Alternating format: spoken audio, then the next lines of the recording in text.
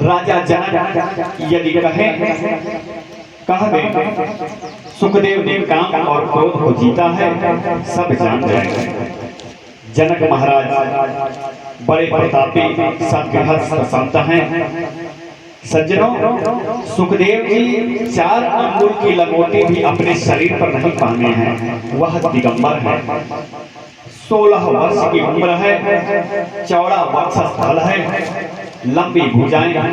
जनक महाराज के द्वार पर पहुंच गए। व्यास जी ने समाचार पहुंचा दिया कि हे महाराज जनक, मेरा पुत्र आपके पास जा रहा है, आप इसकी परीक्षा ले लीजिए। क्या इसने मन को जीता है, क्या इसने क्रोध को जीता है कि नहीं। जैसे ही सुखदेव महाराजा जनक के द्वार पर पहुंचे और द्वारपालों से बोले, श्री जनक महाराज से जाकर के कह दो कि व्यास नंदन उनसे वेदांत पढ़ना चाहते हैं। क्योंकि जनक जी वेदों के बहुत बड़े ज्ञाता थे और व्यास जी अपने पुत्र की परीक्षा के लिए स्वयं परीक्षा नहीं लिए, उनको मिथिला भेजा जनक जी के पास कि मेरा पुत्र वहीं से अपनी परीक्षा पास करेगा। व्यास नंदन सुखदेव जी कह रहे हैं द्वारपालों से कि जाकर के जनक जी से कह दीजिए कि व्यास नंदन सुखदेव उनसे वेदांत पढ़ना चाहते हैं।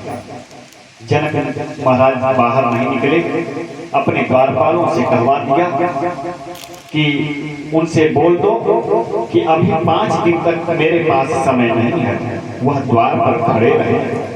ऐसा विचित्र संत 5 दिनों तक द्वार पर खड़े रहे, जरा सा भी क्रोध नहीं आया।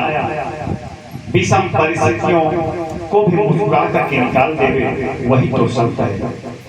जनक महाराज ने अपने सैनिकों से कहा कि जाओ और जाकर के सुखदेव के चेहरे को देखो कि कहीं वह क्रोध में तो नहीं है। यहाँ हम कहीं किसी दफ्तर में जाएं या किसी का इंतजार करें। उसने कहा है कि हम 10 बजे तक आ जाएं और 10 से 10:05 हुआ तो हमें क्रोध आना शुरू हो जाता है कि तुम बोले थे 10 बजे आने को और तुम मांग रहे हो अभी 15 मिनट लेट। क्यों क्रोध आ जाता है। लेकिन वहां पे सुखदेव जी 5 दिनों से महाराजा जनक का इंतजार कर रहे हैं और वह संत है सुखदेव, ऐसा संत है कि जिनके चेहरे पे जरा सा भी क्रोध नहीं दिखाई दे रहा। सैनिक आकर के बोले कि महाराज ऐसा संत हमने कभी नहीं देखा। 5 दिन पहले जो मुख की आकृति थी वही आज है।